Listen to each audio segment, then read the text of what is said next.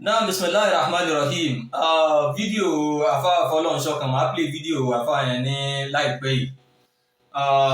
Lórí ọ̀rọ̀ tí afa Mofohunsho sọ pé Annabi jẹ gbèsè kú. Mo tún wá rí pé ẹ tún jáde bóyá bí one day ago ni mo rí ní orí fídíò yẹn. Mo rí pé ẹ tún jáde tẹ́ tún ṣe ìbátú ọ̀rọ̀ yẹn pé kán jáde kán wá sọ bí Annabi ṣe kú. Kán wá sọ bí Annabi ṣe kú bóyá kò jẹ gbèsè bóyá kíní kan. Ṣẹ́rí láwùjọ tẹ́ ń pè yẹn torí pé ẹ̀rẹ́ ni san yín 40 pẹ̀lú láwùjọ tẹ́ ń pè lẹ́nu yẹn ni. Báyìí pé bá rí báyìí pé ẹ̀rẹ́ ẹnìkan ṣèṣì pàdé yín tó san yín ní 40 ẹ ti kúrò lórí ọ̀rọ̀ tẹ́ ń pè má Annabi pa Annabi jẹ gbèsè kú yẹn. Wàhátà àná láti bàtà wá ti sọ yẹn pa Annabi jẹ gbèsè kú yẹn ó yẹ ká ti rí bóyá fámìlì yín kan tó yẹ kán pera wọn jọ bí wọ́n ṣe máa lọ san gbèsè yẹn. Ìsàn ẹ jẹ́ kí n kà play ọ̀rọ̀ yẹn díẹ̀ gẹ́gbọ́. Pé mo ń ṣe program lọ́wọ́ live ní jọ́nà lẹ́nìkan pé wọlé wípé ìjádùá kan bẹ tó jẹ́ pé téèyàn bá sí Ọlọ́run ò gbọdọ̀ má gbà. Mo ní rárá o. Èyàn lè ṣàdúà àdúà ò ní lọ lásán àmọ́ lè má gbà sí wájú ibi tí ọ̀gángan bí tọ́rọ sí. Mo ní Annabi sallallahu alaihi wasallam gàtọ́lọ̀ ń fún láǹfààní tó bá sọ̀rọ̀ ìmọ̀ ṣẹ tó bá ṣàdúà ìmọ̀ gbà. Annabi sallallahu alaihi wasallam ṣàdúà pé Allahumma ksiri mali wa waladi wa barik li fima ataitani. Ọlọ́run bòmí lówó tó pọ̀ bòmí lọ́mọ tó pọ̀. Mo ní síbẹ̀síbẹ̀ ó jẹ gbèsè kú tó fi kú láyé ni ó jẹ gbèsè kú ni. Ẹ wá dìbẹ̀ yẹn mọ́wọ́ bí ìgbà tó jẹ pé ọ̀ràn ni mo dá bí ìgbà tó jẹ wípé ọ̀rọ̀ ló sì gbọ́dọ̀ débẹ̀. Náà ẹ jẹ́ kí n ṣẹ́rí àkọ́kọ́ ń bẹ̀ tí àfáà bá sọ wípé Annabi jẹ gbèsè kú. Àyà kan kọ́kọ́ wà nínú Al-Qur'an. Bismillahirrahmanirrahim. Olúwa ní yá ayyuhal ladhina amanu la tattakhizu al-yahuda wan nasara awliya. Ọlọ́run lẹ́yìn tẹ́ gbọ́ Ọlọ́run gbọ́ ẹ̀yin tẹ́ gba àwọn tẹ́ gbèmí Ọlọ́run gbọ́ ẹ gbọ́dọ̀ mú àwọn yahudi àwọn nasara ẹ má mú wọn ní ọ̀rẹ́ ayò débi pé nǹkan ó pa irú adúrú pé kí n wá lọ yáwó irú ìtẹ́ ń pè má Ànábì pé hadithu tá fà ń fi rinlẹ̀ ní pé tuwufiya rasulu sallallahu alaihi wasallam wa dir'uhu marhunatun inda yahudi wọ́n ní àfáà ló sọ bẹ́ẹ̀ wà fáà Mofohunsho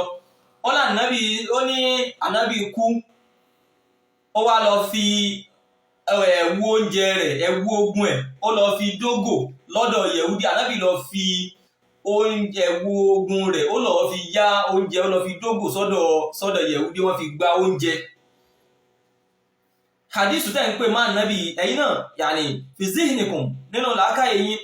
so ó bá làákàyè mú kẹ́ sọ pé odidi ó ń ṣẹ́ ńlá Ànábì sallallahu alaihi wasallam kó lọ fi ẹ̀wù ogun rẹ̀ ó lọ fi yá oúnjẹ lọ́dọ̀ yahudi lẹ́ni tí Ọlọ́run sọ fún wa pé ẹni gbogbo ẹni tó bá gbọ́ Ọlọ́run gbọ́ ẹ gbọ́dọ̀ mú la tattakhizu al-yahuda wan nasara awliya l'Ànábì ó wà tún wá odidi Ànábì sallallahu alaihi wasallam àwa ẹni tó gbọ́ Ọlọ́run gbọ́ lásán l'Ànábì lọ́lọ́run sì ń bá wí o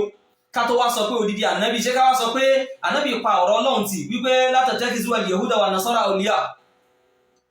tó fi jẹ́ pé Ànábì ó wà lọ bá àwọn yahudi ọ̀dọ̀ yahudi lè bí ó wà pa Ànábì dé wà áìdà àdìníyà mìíràn sọ̀hábà àwọn tí wọ́n wá tọ́lọ́run rọ̀ lárísìkì tọ́lọ́run tẹ́rí àrísìkì bá fún nínú àwọn tí wọ́n jẹ́ sọ̀hábà tán tẹ̀lé Ànábì ń bó làwọn èèyàn wà bó ní ká fi wọ́n sí tí Ànábì ò tẹ́bí ó fi wá pa Ànábì débi wípé kò wá nílé lọ sọ́dọ̀ rú àwọn èyí tó jẹ́ pọ́dọ̀ Yahudi l'Ànábì ó wà lọ sallallahu alaihi wasallam ọ̀rọ̀ tẹ́ ń sọ ìkò bá láàká ìmú rárá torí mo tún jírí pẹ́ tún jáde tẹ́tún ràn gangan lórí ẹ̀ gbogbo hadithu tẹ́ bá rí kọ́lẹ̀ máa kà fún pé hadithu tẹ́ rí hadithu tó ṣe gbára lé ni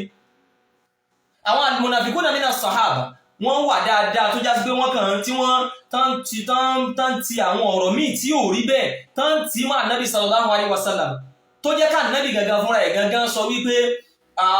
fi ashabi 12 munafiqan la yadkhuluna al-janna hatta yalija al-jamalu fi sammi al-khiyat tá Ànábì gan ni àwọn 12 kan wà nínú àwọn sàhábà àwọn tó jásí pé wọ́n ní wà al-janna àfijọ́ tí ihò tí ràkúnmí tó bá tó lè wọnú ihò abẹ́rẹ́ ni wọ́n ó tó lè rí àlìjánná wọ̀ tó jásí pé mustahil tí ò ṣe tó jásí pé kò lè wọ́ọ̀kì rárá kásọ pàfẹ́ tí ràkúnmí bọnú ihò abẹ́rẹ́. ṣé gbogbo yẹ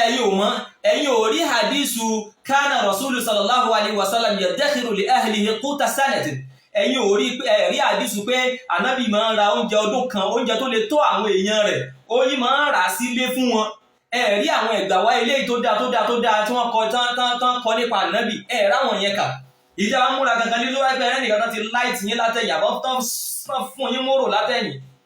ẹ máa sọ pé Annabi sallallahu alaihi wasallam Annabi jẹ gbèsè kú ẹ tí wọ́n ń bọ́ta sẹ́ẹ̀sì Annabi jẹ ìrìn gbélẹ̀ dáadáa ẹ̀rí gbélẹ̀ dáadáa ń tàmù gáfẹ̀ ẹ̀rí gíní gbélẹ̀ dáadáa ẹ ti gbà pé ẹ̀rí gbélẹ̀ nìkan yẹ kẹ́ tó bọ́ta kẹ́ tó sọ pé ẹ tún fẹ́ máa dírẹ́sì ọ̀rọ̀ yẹn mọ́ ọ̀rọ̀ yẹn ò dáa ọ̀rọ̀ tẹ́ sọ yẹn láwùsí yẹn ò dáa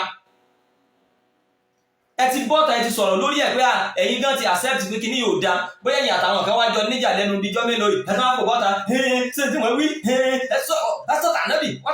alẹ́ sọ tí ò dáa nípa Ànábì ẹgbẹ́ ló sọ̀rọ̀ ẹgbọ̀rọ̀ tún láwùsí yẹn sọ mọ́. Assalamu alaikum wa rahmatullahi wa barakatuh.